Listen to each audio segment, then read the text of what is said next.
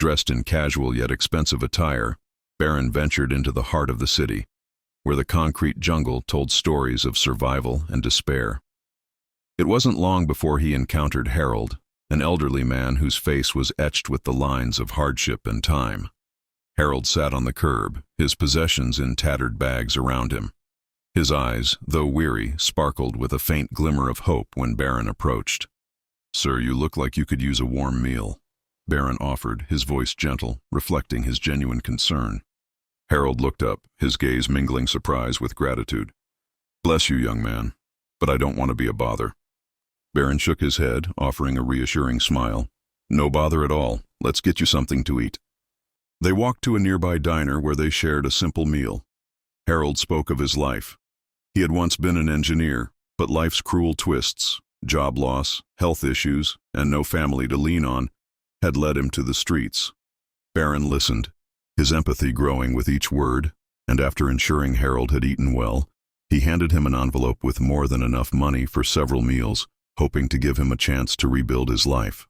Back at the Trump estate, Barron entered the living room, where Donald Trump was engrossed in the newspaper. "Dad, you won't believe what I did today. I helped this homeless man, Harold," Barron announced, his voice filled with pride. Donald looked up, his expression turning from curiosity to sternness. "You did what?" His tone was sharp, like a blade cutting through the silence. "I gave him some money, bought him food. He really appreciated it," Barron explained, his enthusiasm undimmed by his father's reaction.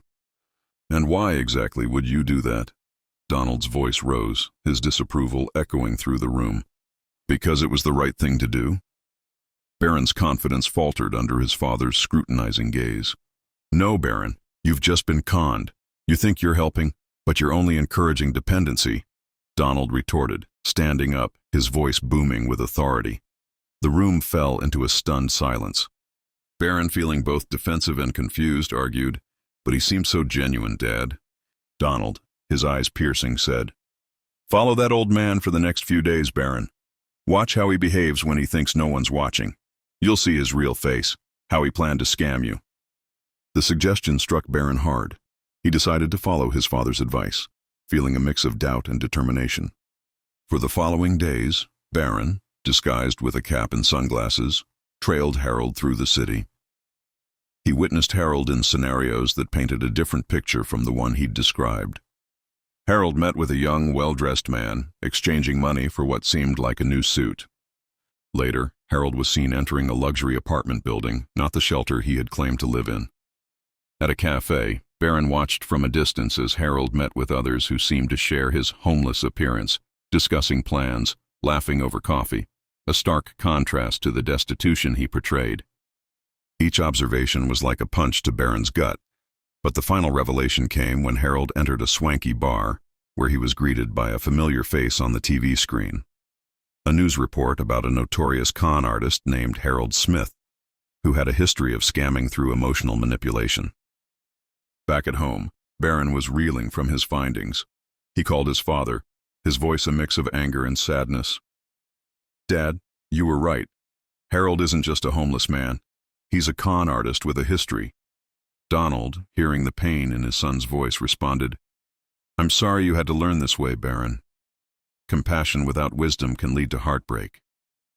Melania, who had quietly entered, added, "But your heart was in the right place. Now, let's use this to teach others." Determined to turn his experience into something positive, Barron decided to delve deeper into philanthropy, focusing on how to give wisely. He used the money he had given Harold to fund a new initiative. He partnered with local charities to create a program where aid would come with mentorship, ensuring recipients were genuinely in need and committed to improving their lives. He set up a system of checks and balances to prevent fraud, inspired by his experience. At the community center where he announced his new program, Barron spoke with a newfound wisdom. "I learned the hard way that kindness must be coupled with caution. This initiative isn't just about giving, it's about guiding." Donald, standing beside him, was visibly moved. "Barron, from your pain, you've created something beautiful. This is the kind of leadership I hoped you'd find within yourself." The twist came when, during the event, Harold showed up. Not as the destitute man Barron had met, but as a well-dressed man, his eyes meeting Barron's with a mix of defiance and shame. "I owe you an apology, Barron. What you did, it made me see myself.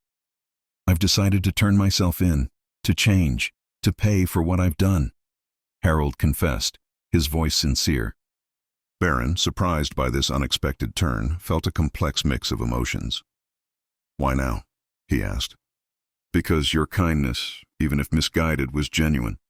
It reminded me of who I used to be, who I could be again," Harold explained.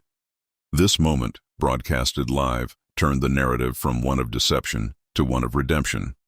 Harold's decision to surrender publicly and seek change sparked a broader conversation about the potential for redemption and the impact of compassionate yet cautious giving.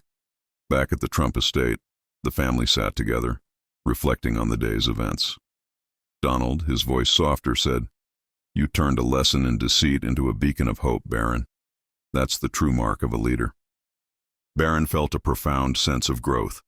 He had learned not just about the complexities of human nature, but about the power of giving with wisdom. This experience had not only educated him, but also set him on a path to influence how philanthropy could work in the future, ensuring help was both heartfelt and effective. The story of Barron and Harold became a tale told not just in the Trump household but across media platforms, teaching a lesson on the duality of kindness and the necessity of vigilance in our acts of charity. It was a narrative of personal growth, societal impact, and the intricate dance between trust and skepticism in the act of helping others. Barron went on to champion this cause, ensuring that his initiatives not only provided aid, but also fostered independence and integrity.